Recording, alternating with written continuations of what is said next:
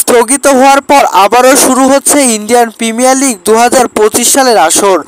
আগামী 17 মে থেকে শুরু হচ্ছে আইপিএল এর বাকি ম্যাচগুলো। এর আগে আইপিএল থেকে বড় এক সুখবর পেয়েছে মুস্তাফিজুর রহমান। এবার আইপিএল এ ডাক পেয়েছে মুস্তাফিজ।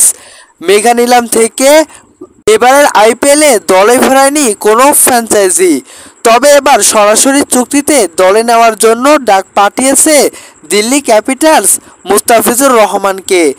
যেখানে মুস্তাফিজুর রহমান খেলতে যাচ্ছে ইন্ডিয়ান প্রিমিয়ার লিগ 2025 সালের আসরে, যেখানে দিল্লি ক্যাপিটালসের জার্সিতে দেখা যাবে মুস্তাফিজকে।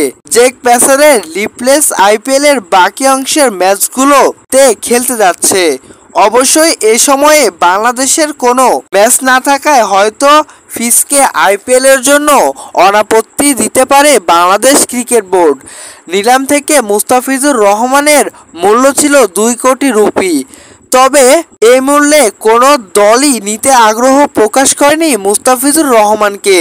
তবে এবার শেষ পর্যন্ত মুস্তাফিজুর রহমান পেয়েছে দল, যেখানে দিল্লি ক্যাপিটালসের হয়ে খেলবেন টাইগারের পেসার। তবে সর্বশেষ এর আগে 2024 সালের আইপিএলে চেন্নাই সুপার কিংসের হয়ে মুস্তাফিজুর রহমান খেলেছিল 9টি ম্যাচ, যেখানে 14টি উইকেট শিকার করেছিল।